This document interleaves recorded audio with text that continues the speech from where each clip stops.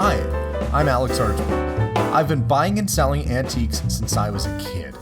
Over the years, generations of our family have gotten involved in the business, and I'll search just about anywhere I can to find hidden treasures both big and small. I never know what I'll turn up next.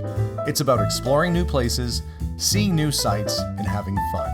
And even though sometimes I get over my head, we try and make things a little better along the way. This is Curiosity. Well, good morning, everybody, and welcome to today's episode. Before we get going on today's adventure, I want to give a big shout out to our sponsor today, which is AG1. If you've not heard of AG1, they make a fantastic healthy drink that you can have every day. And it's got all kinds of reasons why you should drink it. There's over 75 vitamins, minerals, pre-probiotics, just kind of all sorts of things that support your gut health and help you with your energy levels in the day. I have been drinking this for about the past week or two here, and I've noticed my energy levels have actually improved quite a bit. It's really easy to do, really easy to mix up. You keep your mix in the fridge there, you add a scoop and you drink it on down. And it is surprisingly good. Sometimes you think healthy drinks are gonna taste like, you just mowed the lawn and took a big drink.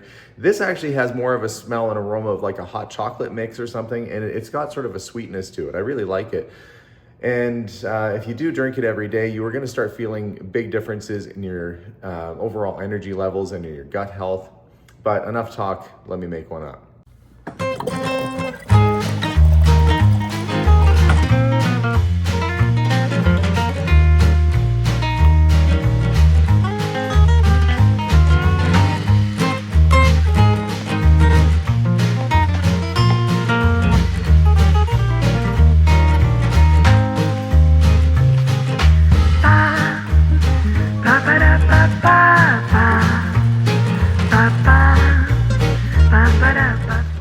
So I'm not a big coffee drinker. In fact, I don't really drink coffee at all. So for me, keeping my energy up and keeping my gut health in check is really important. So a glass of this is really good to have every day.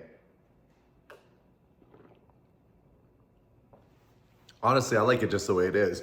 You get kind of hints of fruitiness. It's just a delicious drink. You can add a little bit of lemon, but honestly, it's a great way to start the day, and you can take it on the go. Speaking of on the go, they make these fantastic little daily pouches you can take with you. You can put it in your bag, or you can drop it in your purse. You can take it with you. If you're at a restaurant, I can just mix it in a glass and take it with me too. So all sorts of solutions in case you aren't able to refrigerate your opened main mix. You can take these little daily pouches with you, and it's just a fantastic way to keep yourself energized and ready. Now is the best time for you to try AG1 by going to drinkag1.com/Curiosity Incorporated, which gets you this fantastic drink for less than $3 a day. And why, if you're gonna spend money on a drink, why not do something that's gonna make you feel better and improve your health, improve your gut health, give you vitamins and energy, and it tastes really good. Give it a try, guys. I did.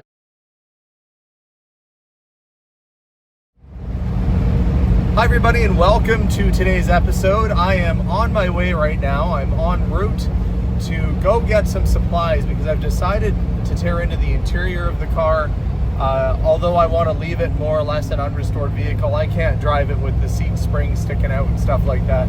So the seats and interior do need to be done, but I want to do it similar to what it would have been before, with a couple little mild modifications. I found out last episode that the interior was actually a fairly rare herringbone tweed, which would have been kind of a deluxe option at that time. It was very fashionable for caps and for overcoats, and somebody obviously paid a little extra to get that done. It would have been even more expensive than leather, if you can believe that.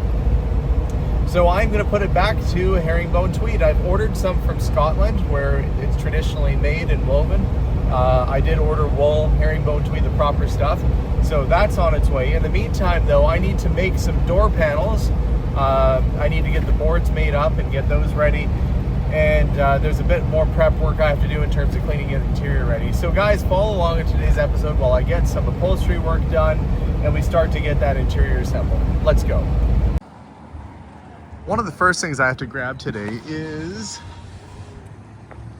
thin wood paneling that I can make the actual boards for the door panels with. So we'll stop in here and see if they have anything that'll work. And I want it to be real wood so I can actually nail or staple to it. Let's see what they have. They do have a variety of different shapes and sizes of board down here. Fortunately, this glued sort of laminated fiberboard stuff is terrible to work with. What I actually want, actually something just like this. It's wood. It's like a really thin plywood. That's actually really close to what it would have been originally. So I think one of those, I could easily cut 2 panels off of that. That'll do the trick right there. I've been thinking the last couple days about how I'm gonna build these door panels for the car, because the doors are a really weird shape. They kind of go up on the end and then they curve and they go back around. It's not a perfect square, which would have been nice and easy. And I think I found a solution for coming up with a template. Let's show you. The solution might just be some plastic poly. And what I'm going to do is I'm going to tape the poly onto the door opening. I'm going to draw out the pattern onto the poly, and I can use that as a template to then transfer onto the wood. The problem is, if I were to try and measure this and then draw it out, I might get it quite wrong. At least this way, with something clear that I can trace, I can see the exact spots where everything needs to go. So I am going to tape this on and start drawing out a template on the door. Okay, plastic is on. I've drawn out a template for where I think actually I need to adjust that, bring it over a little bit more and then down. Gotta bring that out. Got the X is the spot that I'll have to cut out, because that's gonna be a pocket down there. So that'll just basically be an opening, and then that's for maps and things. I wrote front so I don't accidentally reverse it, because even though I could probably use it for the passenger side, who's to say the doors are the same dimension or size? It's a hand-built car, so.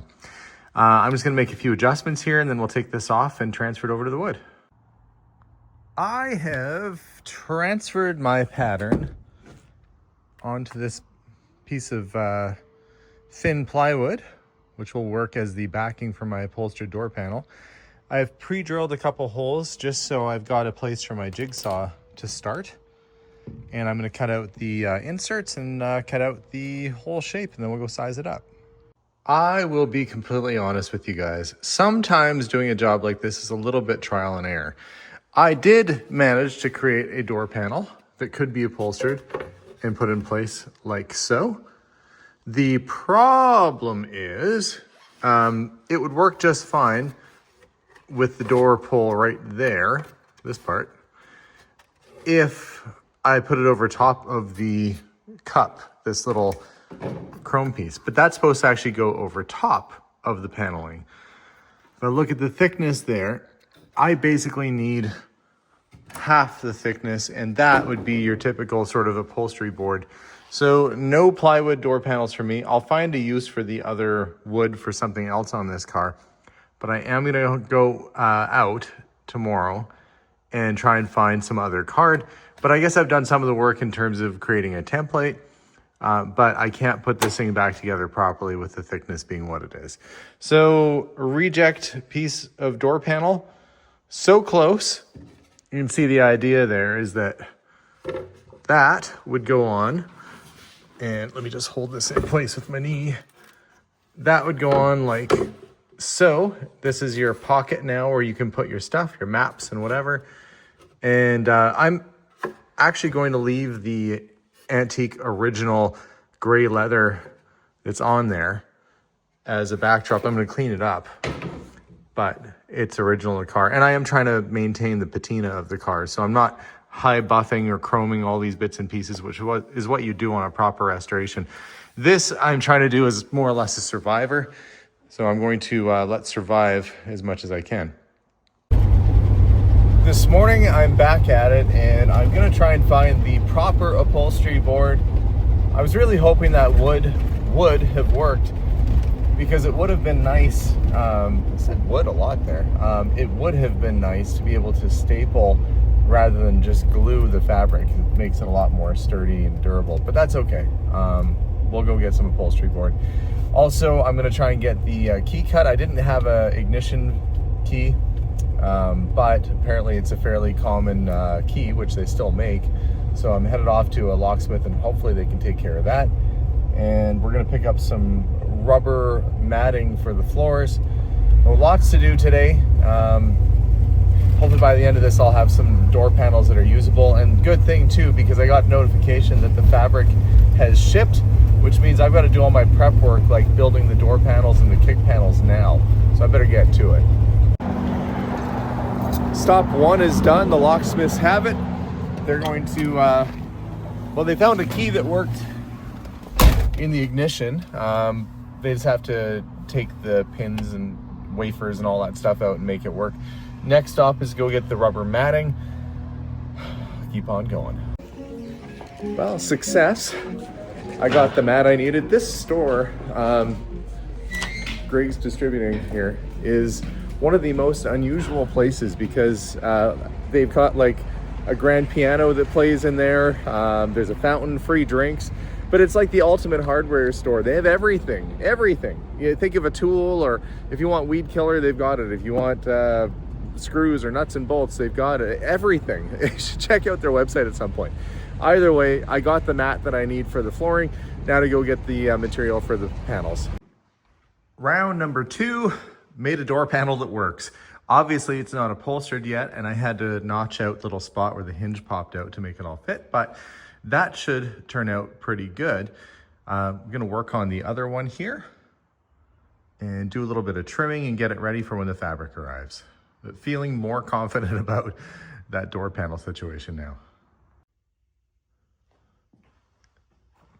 Definitely looking better with the rubber mat down and the kick panels assembled, obviously not upholstered yet.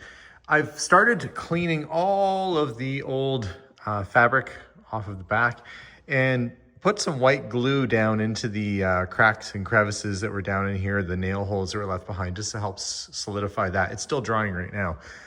But as I'm disassembling things, this is the one of the hooks for the convertible top for the strap. As I'm going through, I'm trying to do a little, I don't want to say archaeology, but discovery. I'm trying to figure out how this was upholstered. That is the same underneath that, because there was a little bit of black vinyl here. I thought, well, what's that all about? Was this black on top and then it went to the tweed? But no, that tweed extended, because that's tweed right there, went all the way to the edge here. So this would have been tweed all the way across with tweed seats. And we're gonna do the kick panel and door panels all in tweed. And that ought to look tweed. Oh, that's so stupid. I can't believe it. I'm gonna leave that on camera. This is what my kids have to put up with. But I ordered some of the little decorative trim which goes around the edge, this stuff, which is actually called GIMP. So I ordered some GIMP material because that's what it had. And that basically just gets nailed on all the way around. It's more finished looking. You can see they use just upholstery tacks, but we're gonna use sort of like a brass tack, so it looks a little nicer. And that holds your fabric in place, and it's like upholstering a chair rather than a car, which is okay. I am gonna get a little batting for up here, a little maybe, you know, I don't know, ½ centimeter or something like that. Just a very light material, just so it gives it a little bit of poof. And this certainly was upholstered like an armrest, that little section right there. It had quite a bit of material on it, so we'll make sure that's well padded. But cleaning it up, getting all the old nails out. I keep going over with my finger here to see where the old nails are. So there's a couple there I gotta get rid of, one there. I mean, they just pounded a ton of nails in this thing. And I gotta clean out this old black vinyl piping that, or leather piping that somebody put on probably when they reupholstered the top like 100 years ago. And yeah, just going through bit by bit. But these little upholstery tacks are everywhere. You gotta kind of get underneath and then you pull it out. And you do that times like 1,000 until you have a nice clean surface to work with. Thankfully, most of the wood's actually pretty good shape and I should be able to reuse it. But one step closer, pleased that I got my door panels made. And yeah, just we're gonna keep plugging away. It's been probably about a week since I filmed that last little bit working on the Cadillac, and I have to give you a couple updates. One is that I did order the fabric for the car, and it is from a company called Harris Tweed. No sponsorship, but may as well tell you where it's coming from. And the fabric should be pretty similar in terms of quality of what they had on the car originally.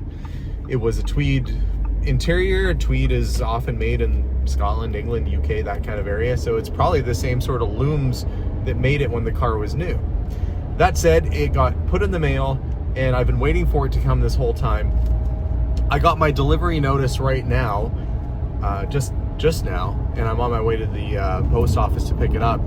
And I'm doing it hours before a postal strike. That's right, we have our postal service is going on strike.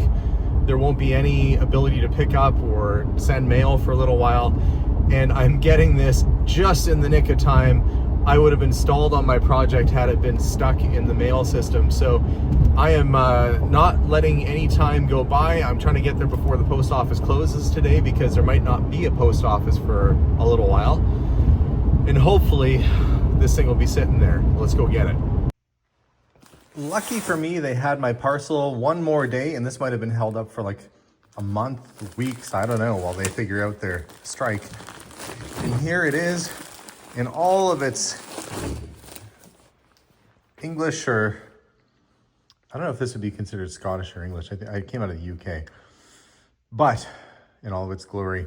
Nice weight material. It's perfect. It's exactly what I needed. It's a herringbone tweed pattern, which is what my car had. I got one with a little bit more warmth to it. My original pattern was just gray, although it could have faded out quite a bit, but this should work just great. So I'm gonna get this unwrapped and unpacked. And I've got my table. I've got one clean table for rolling fabric out on, and one kind of dirtier table for doing the glue and cutting and stuff like that. So there's the first panel. Let's get this unrolled and see how this all looks. I only have so much of this material. What we're looking at is actually the back side. That's the show side right there. But I only have so much of it. So I'm trying to be careful to conserve it. I've cut, this is doubled over. So I know that I need an equal amount for each door panel. So I lined it up so there'd be enough to stretch and fold over and shape. And that should give me enough for 2 door panels anyway. It looks like they probably thought, they didn't know what I was doing with it. So they're like, maybe he's gonna make a flat cap or a blazer or a coat or something. And look, they even give you the tags to put on the inside of your garments from Scotland, 100% pure wool. This is gonna be a pretty fancy interior, despite the fact the rest of the car is gonna be more or less original. It'll feel original because this type of material is what it had. So, I'm gonna get to work on getting the first, I should double check all my fittings and make sure everything fits on there fine before I go ahead and cut the fabric, because there's no going back after that. But I think this will turn out just ducky. This is where I'm at. Kick panels are done, door panels are done. I can't put them on yet though, because I'm waiting for some piping to come in, and it kind of looks like this, except it needs to be dark brown.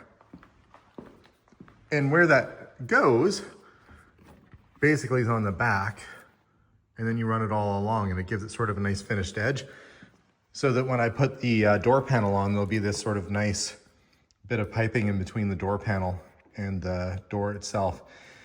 But it's still in the mail, it's still en route. So I can't do that yet. All I can do is get them all prepped and ready, which is what I'm doing. But what I can do is start working on this back area that goes behind the seat, and there's panels that go right there that kind of dress up the interior a little bit. So I'm upholstering these little armrests. I'm just going around with staples, and see where that little fold is. That's all gonna get covered by a piece of brown edging. It's called gimp. And then that gets nailed on with brass nails around there. But what I'm going to do, because this is a funny shape, is I'm doing the arms first, and I'm going to do the back next, drape it over. That's gonna have a little bit of a fold there. And the brown gimp will continue in one continuous loop all the way around the back. So I've got to finish getting these more or less on there, and working on the other side. Once that's done, I can get this back all tidied up with fabric. And truthfully, you'll never see back here, so this is gonna look a little messy in this area, but that gets covered by the seat. That's okay. Where it has to look nice and tidy is this rolled edge. So I'm gonna have to trim back a little bit of this so we don't have overlapping fabric. Anyway, a little bit to do, a little bit of work to do, but that's all right. That's the fun of this. And hopefully it'll turn out okay. I am not an upholsterer, if you can't tell. I'm just doing this on my own to save a couple bucks, and this car is not meant to be perfect by any means. I just wanted a nicer feeling interior to sit in and wanted it to be in the same material that it was. And that's what I'm doing. So let's carry on. Kind of measuring up my fabric, but you can kind of get an idea of how that's going to eventually look, right? Use some nicer folds, get rid of all these spots that are bumping out, get this all upholstered down and tidied in. I think it'll look pretty good. Just gonna make sure the other side is all right. Big improvement from the mouse nest that I started with. Even if you think that somebody else could have done a better job, you're right, somebody else could have done a better job. But this is gonna be okay. It's funny, kind of all night last night, I was thinking about how I was gonna tackle this. Where am I gonna put the staples? I know it sounds kind of obsessive, but you know, how can I attach this to the car? Luckily, there's lots of wood. But you want it to look nice, even though it's an amateur job. So put some thought into it. And I think the folds where I've got the staples going in will all be covered up by that brown gimping that I've ordered. And it should turn out hopefully okay. I guess we'll see how this all looks once I get it wrapped up. But I have actually considered what I'm doing. Let's just see if I can execute it. Now it is time for the gimp, which is this stuff here. So it wraps around and covers all of those little staples I put on. And what holds it in place, you might ask? Well, I bought these antique brass looking nails, upholstery nails, just like you would on a couch. And I'm gonna go all the way around. So I'm starting back here. I've already tacked one in. See, there it is. And that's gonna follow along here, cover all the staples, and we're just gonna do one continuous loop and making sure to make it look nice and tidy, like so. This is as far as I can take it tonight, because I'm waiting for that brown piping to show up, hopefully any day. But I did get this backrest area done, and it feels fantastic. Made sure all the lines were in the right direction, got my kick panel on, and this little piece of upholstery that really only a little bit of that's gonna show once the seat's in.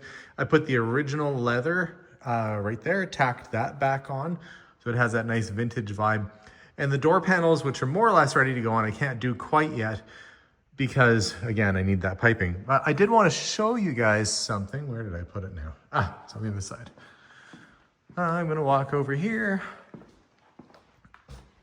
Okay, so I was able to find some brass screws that were slot flathead screws like this, which is what the car would have had. And that's what I'm gonna use to put the door panels on. The problem was it was all brand new and shiny when I got it. So I had it sitting in a solution for the past week to tarnish it. It was a special solution they use for tarnishing brass and other sorts of metals, just to give it sort of, well, that look, like it's got some age to it. So those are drying, so I washed them all off because they were stinky like ammonia, which is one of the main ingredients, main things that will tarnish brass. But those are ready to go, and that's what I've been using for the kick panels. But all that said, I got the original hardware back on, and I left it kind of crusty looking on purpose. Like I said, I want this car to look more or less as found. I just didn't want the interior to be nasty. But we are making some real progress. So next portion of this, hopefully I'll be, I guess, putting the door panels on, and I've got to take the seats into the upholstery shop now with the fabrics here. So that is what I was dealing with the seats, and I'm hoping it's going to come back looking molto bene. I can keep myself busy though while I'm waiting for the other bits of my upholstery to come in With that set aside, close the door on the car for now, and I can load up the old ratty seats because the upholstery's here, and I talked to the upholstery shop I'm going to take it to this morning, and they said bring it on down. So we're going to load it up in the Jeep and take it off to the upholstery shop. With the seats in getting upholstered right now, I've turned my efforts towards some of the mechanical stuff. I thought, I wonder what's in this little cubby. Nothing. It's a dummy cubby. It's not real. It fooled me. But this one was real. And it actually kind of hinged up. I would have thought this would have had like a lock on it, but apparently not. And when we get this off, if I can get that off, it's a little stuck. Underneath that is the battery. You can see it is a long, skinny battery. And yeah, it's darn well ancient looking. It's essentially the same as a tractor battery, 6 volt, really long, really big battery. Unfortunately, most of the places I looked at online were discontinued. My friend Matt seems to think he's got a lead on him, so good on him if he can get it. I don't know how old this battery even is, because these stickers don't look too old. That's like a plastic sticker. I doubt whether if I put a charge on that, it would charge up, but I'm gonna clean it up anyway and see if it'll do anything. I doubt it though. I've already asked Matt to try and find me a new battery, but what the heck, we'll see if this one does anything. I'm sure most of you know this at home, but if you use baking soda on a battery like that, that's got like residue on it, sometimes you leave a battery sitting over winter, like lawn tractor or something, and you get that acid all over it. Baking soda and a little water work wonders. At least it usually does. Let's see if it does anything this time.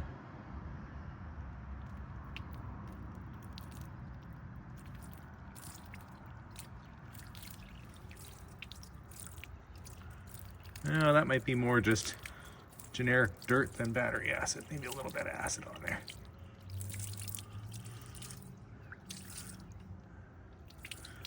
Well, it's neutralized anyway. I can scrub that up. After cleaning the battery up a little bit, I can see that this isn't a new sticker. It's from 1971. Strangely though, it still has fluid in it.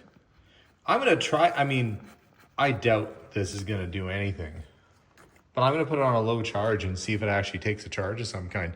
I do have a new battery on its way, but may as well have a little fun experimenting.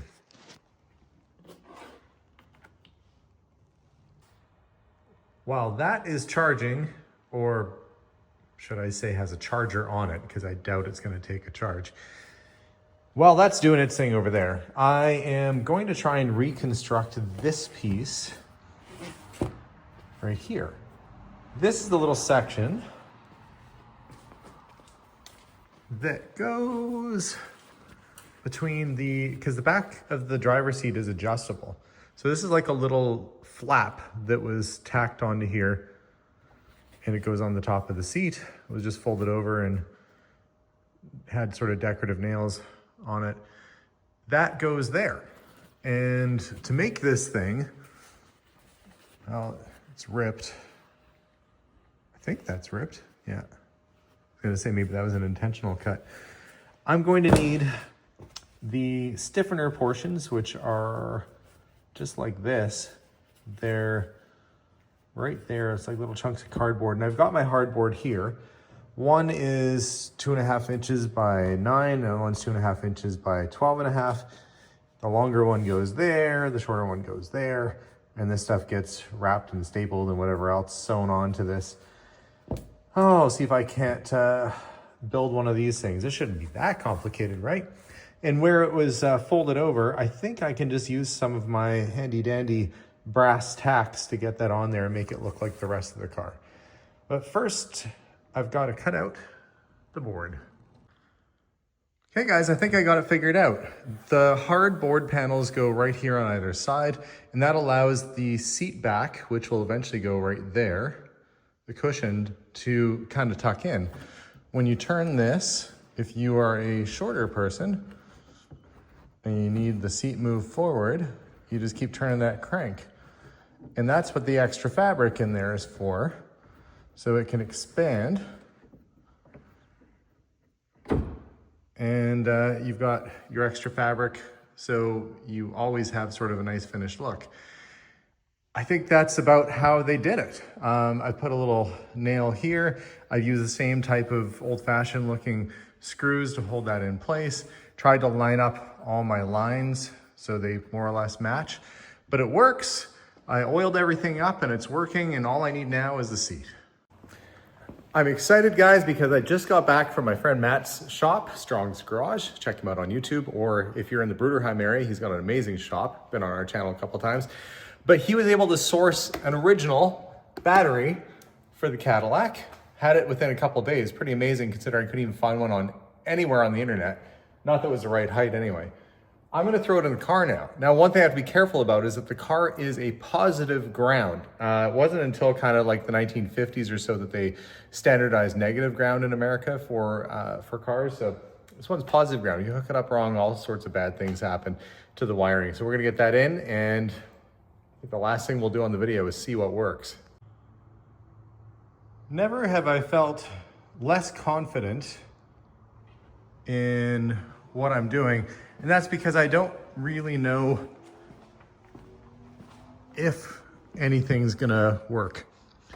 I better make sure this car is not in gear, because that could have sucked.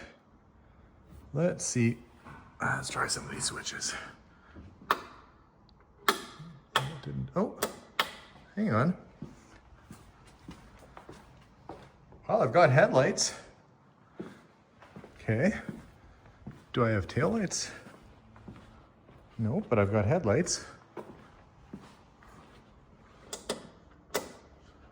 That does nothing. Oh, that's also headlights?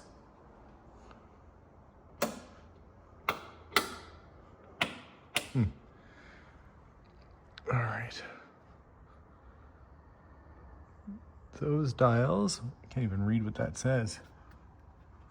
That looks like it's a choke.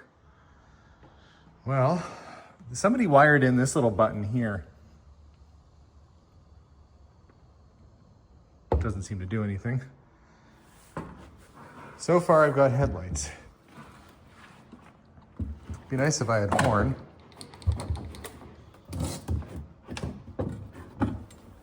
Let's see. What do you do? Not much. Try different positions of the key. Okay, well, the big question is if I hit the starter switch. Nothing. Well, I've got headlights. That's a start. At least it means wire is the battery is going from. Oh, listen to that. The engine's actually turning over. Guess I just didn't push down hard enough.